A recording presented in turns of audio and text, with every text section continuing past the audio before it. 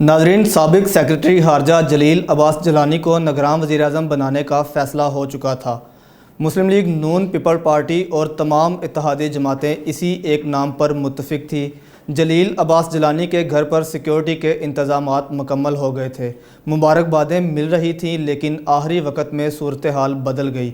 शहबाज शरीफ और राजा रियाज वज़ीर-ए-आज़म हाउस में आमने सामने बैठे ये सोच रहे थे कि अब क्या किया जाए कि अचानक वज़ीर-ए-आज़म के पास एक पर्ची आई जिसके ऊपर अनवारुल हक काकड़ का नाम लिखा हुआ था और फहरिया तौर पर खुद को फ़ौज का सियासतदान कहने वाले अनवारुल हक काकड़ पाकिस्तान के निगरान वज़ीर-ए-आज़म बन गए। तो नाजरीन, आज की इस वीडियो में आप लोगों को बताऊंगा कि अनवारुल हक काकड़ कौन है, इनका ख़ानदानी बैकग्राउंड क्या है, क्या इन्होंने खुद को अफ़गान शहरी बताकर बरतानिया में सियासी पनाह लेने की कोशिश की थी या नहीं, अनवारुल हक पर करप्शन के इल्ज़ामात और नैब केसेस की हकीकत क्या है, उन्होंने कैसे बलूचिस्तान में मुस्लिम लीग नून की हुकूमत का खात्मा करवाया। नाजरीन, निगरान वज़ीर-ए-आज़म अनवारुल हक काकड़ की तकर्री पर बड़ी बड़ी बातें की जा रही हैं और कुछ सहाफ़ी तो झोलियाँ उठा उठा कर इनकी खैर की दवाएं मांग रहे हैं कि एक और नाजुक तरीन दौर में पाकिस्तान में एक इंटेलेक्चुअल किस्म का निगरान वज़ीर-ए-आज़म मैसर आया है जो अब शायद पाकिस्तान के हालात बदल कर रख देगा। मगर इस तमाम तर सियासी मंजरनामे में सीनियर सियासतदान अख्तर मैंगल का तबसरा मुझे मुनासिब लगा। उन्होंने कहा कि शहबाज शरीफ ने कहा था कि ऐसा वज़ीर-ए-आज़म ना लाएं जो जमहूरियत का गवर्कन बन जाए। अनवारुल हक काकड़ से मेरा कोई ज़ाती झगड़ा नहीं, इख्तलाफ सिर्फ इस बात पर है कि वो लापता अफराद के मसले को कोई मसला नहीं समझते। पाकिस्तान के सियासी मंजरनामे में जनरल फैज़ हमीद और जनरल बाजवा की सियासी इंजीनियरिंग एक स्याह बाप है। लेकिन शायद आपको ये जानकर हैरानगी होगी कि जब नवाज शरीफ की हुकूमत का खात्मा करने का आगाज़ हुआ तो उस वक़्त ये सूबे बलूचिस्तान से हुआ था। 2013 में जब नवाज शरीफ की हुकूमत आई थी तो मरी फार्मूले के तहत ये तय पाया था कि 2.5 साल बाद अब्दुल मालिक वज़ीर आला बलूचिस्तान रहेंगे और फिर 2.5 साल के बाद सनाउल्लाह ज़ाहरी वज़ीर आला बन जाएंगे। और फिर ऐसा ही हुआ तो पाकिस्तान के एक सियासी मंजरनामे पर पहली बार अनवारुल हक काकड़ उभर कर आए। लेकिन जब जनरल फैज़ हमीद की सियासी इंजीनियरिंग शुरू हुई तो यही अनवारुल हक काकड़ थे जिन्होंने पाकिस्तान में इसका अमली आगाज़ किया। हुआ कुछ यूँ कि बलूचिस्तान में मुस्लिम लीग नून की इत्तेहादी हुकूमत गिराने का फ़ैसला हुआ तो अनवारुल हक काकड़ इसके मरकज़ी किरदार थे। बतौर सीनियर सहाफ़ी जावेद चौधरी के नवाज शरीफ के ख़िलाफ़ इस सारी कार्रवाई के लिए 3.5 अरब का बंदोबस्त किया गया और इस रकम को बतौर रिश्वत सियासतदानों में तकसीम किया गया। फिर सईद अहमद और अनवारुल हक काकड़ ने मुस्लिम लीग नून के अरकान सूबाई असम्बली को तोड़ा और नवाज शरीफ की हुकूमत को ख़त्म किया गया। बलूचिस्तान में अनवारुल हक काकड़ ही वो शख्स थे जिनकी सियासी इंजीनियरिंग के नतीजे में सियासी जमात मुस्लिम लीग नून में दरार डाली गई, सियासतदानों को खरीदा गया और फिर एक नई सियासी जमात बलूचिस्तान अवामी पार्टी ने जन्म लिया।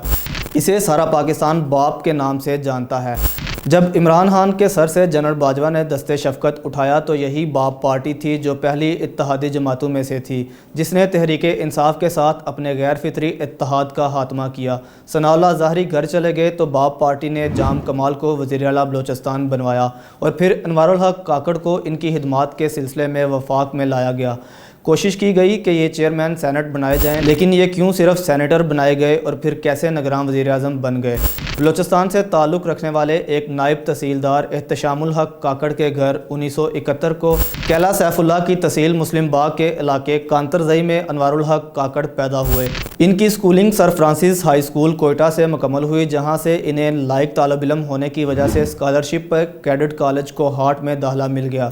जुल्फ़िकार अली भुट्टो ने जब बलूचिस्तान में फ़ौजी ऑपरेशन शुरू किया तो साथ ही बलोचों से अपनायत का इजहार करने के लिए इन्होंने बलूचिस्तान के होनहार बच्चों के लिए स्कॉलरशिप प्रोग्राम शुरू किया, जिसके तहत लायक बच्चों को पाकिस्तान के दीगर शहरों के बड़े तलीमी अदारों में वफाक के खर्चे पर तालीम हासिल करने का मौका दिया गया। अनवारुल हक काकड़ अभी ज़ेर तालीम ही थे कि इनके वालिद 44 साल की उम्र में कैंसर की वजह से वफ़ात पा गए।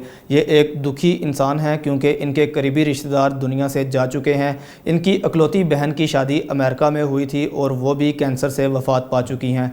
इनका एक भांजा कोरोना में वफ़ात पा गया था, जबकि इनकी बहन का एक बेटा بھی وفات پا چکا ہے۔ انوار الحق کاکڑ کا ایک ہی بیٹا ہے مگر وہ ابھی چھوٹا ہے اور سکول جاتا ہے۔ انوار الحق کاکڑ نے کیڈٹ کالج کوہاٹ کے بعد BA پرائیویٹ کیا اور یونیورسٹی آف بلوچستان سے پولیٹیکل سائنس میں ماسٹرز کیا۔ انوار الحق کاکڑ جو کہ ایک متوسط گھرانے سے تعلق رکھتے تھے، انہوں نے خود اپنے ہی اسکول میں یعنی کوئٹہ کے سر فرانسس اسکول سے بطور ٹیچر عملی زندگی کا آغاز کیا۔ اس کے ساتھ ساتھ انہوں نے کوئٹہ میں اپنی ایک اکیڈمی بھی کھولی جس میں ان کے باقول ان کے کئی طالب علم سول سروسز میں بھی گئے۔ زندگی کے اس دور میں انوار الحق کاکڑ پر وہ دور بھی آیا جب وہ اپنے مستقبل کو لے کر بہت پریشان تھے اور کامیابی ان کو کوسوں دور نظر آ رہی تھی۔ اسی دوران ان کو موقع ملا کہ یہ برطانیہ جا کر اپنا مستقبل بنانے کی کوشش کر سکیں۔ یہ بھی خبریں ہیں کہ انہوں نے وہاں غلط بیانی سے کام لیا اور جو کیس انہوں نے فائل کیا اس میں انہوں نے خود کو افغان شہری شو کروایا، لیکن پھر سرور خان کاکڑ نے انہیں ترغیب دی کہ اب یہ پاکستان واپس آئیں کیونکہ اب پاکستان میں ان کے لیے حالات موافق ہیں۔ انوار الحق کاکڑ اب لیفٹ کی پولیٹکس سے توبہ کر چکے تھے، یہ زندگی سے سبق سیکھ چکے تھے، لیکن 2006 میں انہوں نے اپنی سیاست کا باقاعدہ آغاز سرینا ہوٹل کوئٹہ سے ہونے والی ایک تقریب میں کیا، جہاں پر یہ مسلم لیگ کاف میں شامل ہو گئے اور انہیں 2008 میں پارٹی کا ٹکٹ بھی دے دیا گیا۔ 2008 کے جنرل الیکشن میں انہوں نے حلقہ NA 259 سے الیکشن لڑا لیکن یہ کامیاب نہ ہو سکے بلکہ ان کی ضمانت بھی ضبط ہو گئی۔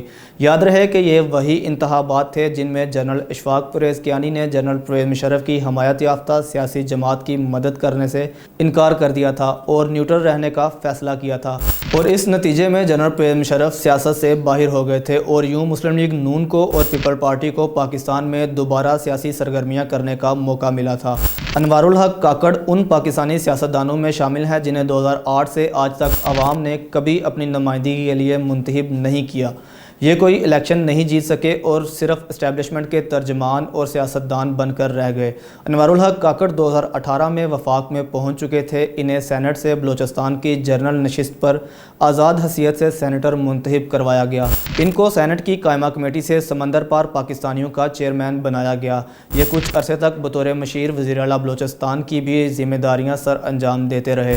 بطور چیئرمین سینٹ سیاسی جرنیلوں کے دو خاص امیدوار تھے، صادق سنجرانی اور انوار الحق کاکڑ۔ کہا جاتا ہے کہ جنرل فیض حمید نے اس معاملے میں صادق سنجرانی کو منتخب کیا۔ حبیب اکرم اور جاوید چودھری جیسے سینئر صحافی انوار الحق کاکڑ کی ایمانداری کے قصیدے پڑھنے میں مصروف تھے، لیکن آپ کو یہ جان کر حیرانگی ہوگی کہ ان پر کرپشن کے الزامات بھی لگے اور ان سے تفتیش بھی ہوتی رہی۔ انہوں نے وائس آف بلوچستان کے نام سے 2016 میں ایک NGO بنائی جس میں مبینہ طور پر ان کے پاس جو بھی چندہ آتا اس کا کوئی بھی ریکارڈ نہیں رکھا گیا تھا۔ نیب نے 2021 میں ان کو نوٹس جاری کیا جس میں ان پر الزام لگایا گیا کہ انہوں نے اپنی NGO Balochistan charity registration and regulatory authority کے تحت رجسٹرڈ کروائے بغیر چلایا۔ انوار الحق کاکڑ ہی نگران وزیر اعظم بنیں گے یہ شاید کسی سیاسی جماعت کو نہیں معلوم تھا، لیکن یہ فیصلہ کافی پہلے ہو چکا تھا، اس لیے جولائی 2023 میں ان پر سے نیب کیسز کا خاتمہ ہو چکا تھا، یعنی اب ان کا نگران وزیر اعظم بننے کا راستہ کلیئر تھا۔ مگر ان کے وزیر اعظم بننے کی روداد بہت دلچسپ ہے اور ہوا کچھ یوں کہ میاں نواز شریف کی شدید خواہش تھی کہ اسحاق ڈار نگران وزیر اعظم بنے۔ پیپل پارٹی اور دیگر اتحادی جماعتیں بھی اپنے اپنے نمائندوں کے ساتھ موجود تھیں، مگر ساری اتحادی جماعتوں میں جلیل عباس جیلانی کا نام پر اتفاق ہو گیا، مگر پھر اچانک صورتحال بدلی، اوپر سے حکم آ گیا اور نگران وزیر اعظم کون ہوگا اس کا فیصلہ بھی سنا دیا گیا۔ پاکستان بھر میں یہ سوال گردش کر رہا ہے کہ اب پاکستان کا نگران وزیر اعظم براہ راست اسٹیبلشمنٹ کا نمائندہ ہے تو کیا سیاسی منظرنامہ تبدیل ہونے والا ہے؟ ریاست کی پالیسی تبدیل ہونے کا کوئی امکان نہیں، فی الحال تو صرف سکون لکھا ہے۔ ناظرین، میں امید کرتا ہوں کہ آپ کو ہماری آج کی ویڈیو پسند آئی ہوگی۔ ملتے ہیں بہت جلد ایک نئی تاریخی، تحقیقی اور معلوماتی ویڈیو کے ساتھ۔ تب تک اپنا اور اپنے پیاروں کا خاص خیال رکھیں۔ اللہ نگہبان۔